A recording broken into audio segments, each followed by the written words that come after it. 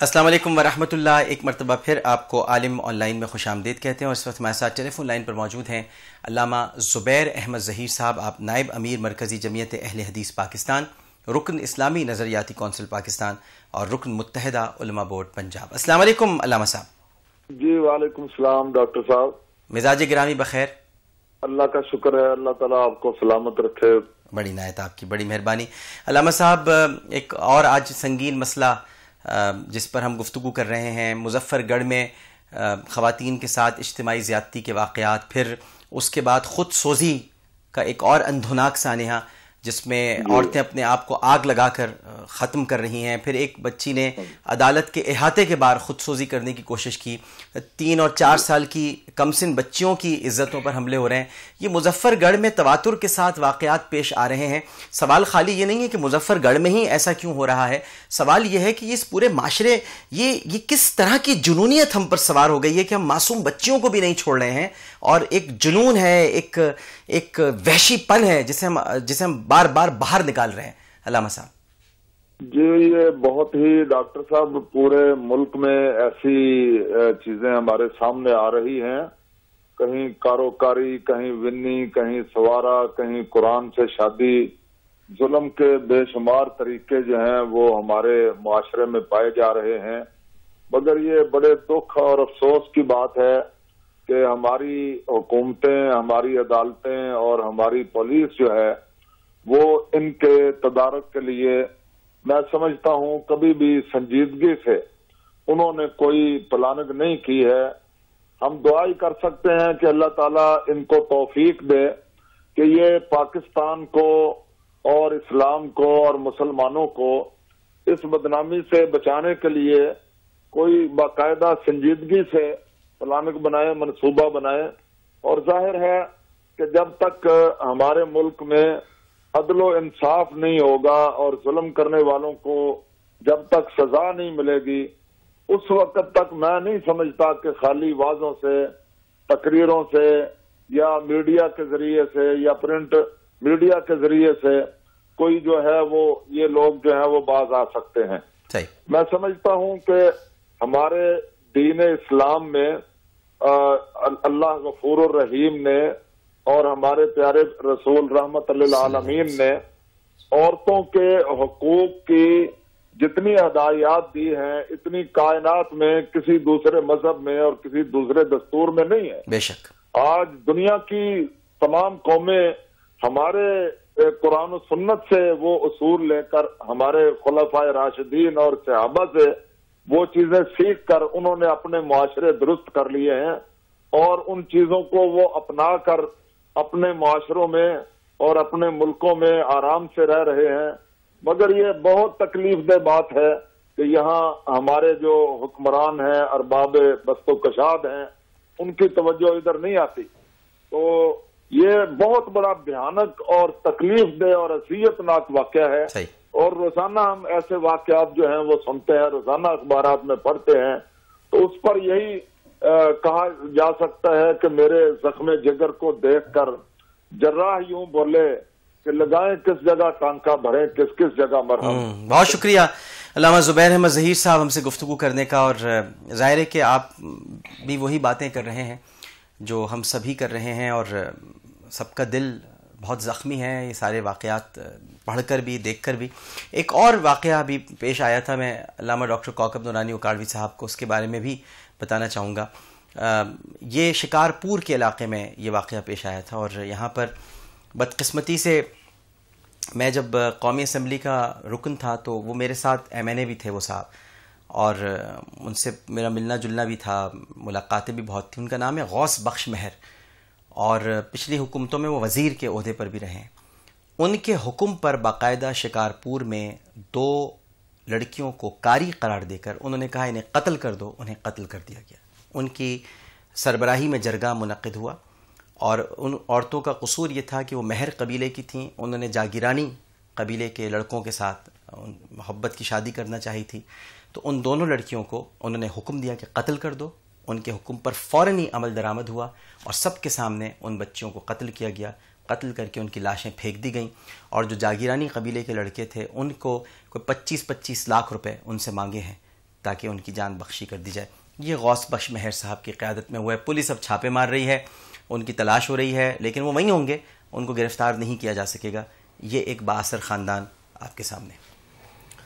Doctor صاحب آپ بتا رہے ہیں نہ شریعت نے ان کو یہ حق دیا ہے نہ ملک کے قانون نے. یہ لوگ فرعون بے ساما, ان کو یہی کہہ سکتا ہوں میں, یہ ان کی رعونت اور فرعونیت جو جس کا یہ مظاہرہ کر رہے ہیں, انسان کہلائیں گے؟ سوچا جائے گا کہ یہ انسان ہے؟ مسلمان ہونا تو دور کی بات. مجھے اس موقع پر یہ بھی افسوس کہ وہ جو ہم حدیث شریف بڑے فخر سے سناتے ہیں, ہمارے میڈیا پر بھی کہی جاتی ہے کہ پہلی امتوں کے بڑے لوگ جرم کرتے تھے تو معاف کر دیا جاتا تھا, چھوٹے کرتے تھے تو ان کو پکڑ ہوتی تھی. اور پھر رسول پاک صلی اللہ علیہ وسلم کا ارشاد اپنے گھر والوں کے بارے میں, وہ ایک انصاف کی بات, عدل کی بات. یہ جو ابھی علامہ صاحب کہہ رہے تھے, دنیا میں کس ملک میں عورت کی عزت محفوظ ہے؟ مجھے اس ملک کا نام تو بتائیں. یورپ امریکہ میں 60% سے زیادہ لوگ بغیر شادی کے رہتے ہیں. جی, وہاں ہر سیکنڈ کی رپورٹ وہاں کے ریڈیو اناؤنس کرتے ہیں کہ کتنے ریپ ہوئے اور کیا کچھ ہوا. لیکن ان کے نزدیک پارسائی کا وہ تصور نہیں ہے جو مسلمان کے پاس ہے. جی, ایک اسلامی مملکت میں اگر قانون کی عملداری نہیں ہوگی, سزا کا خوف نہیں ہوگا, تو غوث بخش نام رکھا ہو تو پھر کچھ نام کی ہی لاج رکھ لیتے, غوث بخش کچھ نسبت کی ہی لاج رکھ لیتے. پھر لڑکوں کو رقم لے کے چھوڑنا چاہتے اور لڑکیوں کو قتل کروا دیا گیا. اگر مسئلہ کفر کا بھی ہے اور وہ شرعی ہے, اگر واقعی اس پہ لاگو ہوتا ہے, تو اس طرح تو کسی کی جان لینے کی اجازت نہیں ہے. اس کا وبال ان پر ہے, اس کے قصاص میں ان کو شرعی سزا ملنی چاہیے. ڈاکٹر صاحب, شریعت کے نام پر اب یہاں میں ایک دوسرا رخ اپنے ناظرین کے سامنے, آپ اس سے باخبر ہیں, جعلی پیروں نے, عاملوں نے, اور پھر حلالہ سینٹر کے نام پر کیا کچھ نہیں ہو رہا دین کے حوالے سے. وہ تو جو کچھ تھا, وہ لوگ جو پیتے پلاتے ہیں, بدمست رہتے ہیں, وہ تو ان کی حرکتیں. یہ تو دین کے نام پر عاملوں نے کیا کچھ کر دیا. کبھی جن کے نام پر کر دیا, کبھی اولاد کے نام پر فلاں ہے, اور اس کے ساتھ کیسے کیسے سلوک.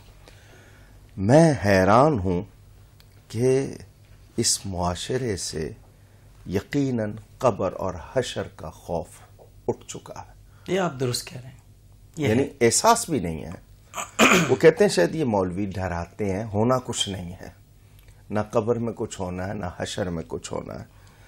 جبکہ فرعون کی لاش آج بھی نشان عبرت ہے ان تمام کے لیے.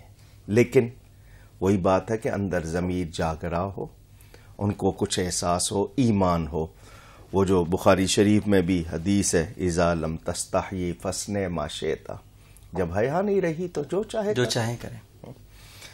میں صرف اس وقت ایک بات کروں گا, سربراہ مملکت باپ کی طرح ہوتا ہے اور یہ رعایا اس کی اولاد کی طرح. اگر انہیں یہ احساس نہیں ہے اور وہ اس بات پر سنجیدہ نہیں ہے, تو یہ پورا معاشرہ تباہ ہوگا اور اس کا وبال ان لوگوں پر ہوگا.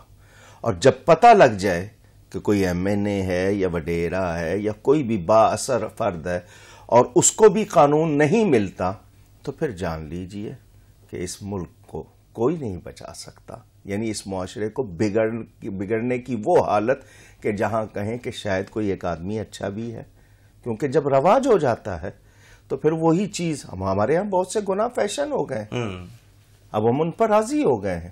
اور الرضا بالکفر کفر, کفر پہ راضی ہونا بھی کفر ہے. بہت بہت شکریہ علامہ ڈاکٹر کوکب نورانی اکاڑوی صاحب ہم سے گفتگو کرنے کا. ڈاکٹر صاحب, آپ کو لوگ سلام کریں کہ ان باتوں پر آپ بولتے ہیں. بہت سے لوگ تو یہ ہوگا کہ رسمی خبر, یہ آپ کا جذبہ ہے, اچھی بات ہے, اور یہ آپ کے ضمیر کے زندہ ہونے کی علامت اور لوگوں کو جگانے کی. اللہ کرے آپ کی یہ کاوشیں کامیاب ہوں اور یہ جذبہ برقرار رہے. گفتگو میں مجھ سے کوئی غلطی ہوئی ہو اللہ کی بارگاہ میں توبہ کرتا ہوں. میں شکر گزار ہوں جناب مولانا سجاد قمی صاحب کا بھی، علامہ زبیر احمد ظہیر صاحب کا بھی. علامہ ڈاکٹر کوکب نورانی اکاڑوی صاحب نے اس پوری گفتگو کے دوران جو میں سمجھ پایا ہوں، جو کنکلوژن دیا ہے، وہ ہے سربراہ مملکت کا باپ ہونا، اور اس کی طرف سے کیا اب نوٹس لیا جائے گا. یہ سب سے اہم بات ہے کہ وزیر اعلیٰ پنجاب وہاں پہنچ گئے، بہت اچھا ہوا، لیکن صرف پہنچنا بڑی بات نہیں ہے. علامہ صاحب جس طرف اشارہ کر رہے ہیں، ڈھکے چھپے لفظوں میں بھی کہا آپ نے اور کھل کر بھی کہا کہ جزا اور سزا کا جو ایک نظام ہے اس کو بہرحال میں تو کہوں گا اس کا احیا کرنے کی ضرورت ہے. کہیں کھو گیا ہے، کہیں نظر نہیں آتا. کہاں ہے جزا سزا، کدھر ہے؟ پکڑے ضرور جاتے ہیں ملزمان، لیکن پھر اس کے بعد کیا ہوتا ہے؟ کدھر چلے جاتے ہیں؟ کسی کو کوئی سزا دی گئی کبھی؟ اور ایسے مجرموں کو تو عبرتناک سزائیں دینی چاہیے تاکہ آئندہ کوئی بھی شخص ایسا جرم کرتے ہوئے کانپ اٹھے، وہ سوچے بھی نہیں کہ وہ کیا کرنے کے لیے جا رہا ہے. بڑا بروقت اشارہ کیا علامہ ڈاکٹر کوکب نورانی اکاڑوی صاحب نے کہ یہاں تو اس ملک میں ایسا بھی ہو چکا ہے کہ ایک شخص نے قبریں کھود کر وہاں پر عورتوں کی لاشوں کے ساتھ کہتے ہوئے بھی رونگٹے کھڑے ہو رہے ہیں کہ ان کی عصمت دری کی. تو ایسا بھی ہوا ہے. اور یہاں ایسا بھی ہوا ہے کہ ایک عورت نے اپنے شوہر کے جسم کے ٹکڑے کر کے اس کا قورمہ بنا کر بھی کھایا ہے. یہاں یہ بھی ہوا ہے. تو یہ سارے واقعات اس ملک میں ہوئے ہیں، لیکن ہم نے کسی کو سزا نہیں دی. اور جب ہم سزا نہیں دیتے تو پھر ایسے روح فرسا واقعات ہمارے سامنے آتے رہیں گے اور مسلسل آتے رہیں گے. تو سربراہ مملکت کو چاہیے کہ علامہ صاحب نے بھی جو مشورہ دیا ہے کہ اپنی ذمہ داریوں سے عہدہ برا ہوں اور مجرموں کو کیفر کردار تک پہنچانے میں اپنا بھرپور کردار ادا کریں، جو کہ ان کا ہے، جو کہ ان کو کرنا چاہیے. صرف تعزیت کر دینے سے یا امداد دے دینے سے کہ چلو بھائی 5 لاکھ روپے عزت کے لے لو، یہ بھائی تمہاری عزت لٹ گئی، چلو 5 لاکھ روپے لے لو. اچھا زیادہ لٹ گئی، چلو 10 لاکھ روپے لے لو، چلو گھر بھی بنوا دیتے ہیں، چلو تمہارے 3-4 مہینوں کے راشن کا انتظام بھی کر دیتے ہیں. نہیں صاحب، ایسا نہ کیجیے، بلکہ جو بااثر لوگ ہیں ان کو رہا ہونے سے بچائیے، ان کا پرچہ کٹوائیے، اور صرف پرچہ ہی نہیں کٹوائیے بلکہ ان کو سزا تک، یعنی جب عدالتوں سے انہیں سزائیں ہو جائیں تو ان کو ایگزیکیوٹ کیجیے. پھر ان کو طول نہ دیجیے کہ کچھ عرصے بعد واقعہ دب جائے گا تو انہیں چپ چاپ چھوڑ دیں گے، کسی اور طریقے سے انہیں رہا کر دیں گے. ایسا نہ کیجیے، کیونکہ جب تک جزا اور سزا کے معیار مقرر نہیں کیے جائیں گے معاشرے میں جرم ہوتے رہیں گے. اللہم صلی علی سیدنا و مولانا محمد وعلی آلہ وصحبہ وبارک وسلم وصلی علیہ. پروگرام پیش کرتے ہوئے کوئی غلطی، کوئی سہو تو اپنے رب کے حضور معافی کا خواستگار اور توبہ کا طلبگار ہوں. عامر لیاقت حسین کو اجازت دیجیے اس اپنے پن کے ساتھ کہ اپنا بہت خیال رکھیے گا. اللہ حافظ. ایک بڑا مسئلہ درپیش ہے، وہ یہ کہ یوٹیوب پر سے پابندی کب ہٹے گی. آج کے ماڈرنائز دور کے اندر آپ جتنے بھی یہ کمپیوٹر سے ریلیٹڈ انٹرنیشنل ویب سائٹس ہیں وہ آپ کے نالج کا ایک ذریعہ ہیں. وہاں پہ ہر چیز نیگیٹو بھی نہیں ہے، بہت بیسکس چیزیں ہیں جو آپ کے علم میں، آپ کے شعور میں اضافہ کرتی ہیں. ہم ان چیزوں کو کہ جو یوٹیوب پہ ہے، انٹرنیٹ پہ ہے، اس کو بہت کھل کر کہہ دیتے ہیں، اس لیے کہ اس سے ہمیں کوئی نقصان نہیں ہوتا. لیکن جو ہمارے اپنے گھر میں، معاشرے میں ڈائریکٹ انٹر ہو رہا ہے، اس کو نہ ہم کہتے ہیں نہ حکومت کہتی ہے. یہ سسٹم جو ہے اب آ گیا ہے. کچھ عرصے میں امید ہے کہ یہ یوٹیوب جو ہے وہ کھل جائے گا اور اس سے وہ مواد جو مسلمانوں کی توہین کے زمرے میں آتا ہے اس کو ہٹا دیا جائے گا. انمول تو صرف ناموس مصطفیٰ ہے صلی اللہ علیہ وآلہ وسلم، باقی سب کچھ سستا ہے جناب. تو وہ سب سستا ہے، وہ آپ لے لیجئے. صرف انمول ناموس مصطفیٰ ہے، اس کی کوئی قیمت نہیں ہے.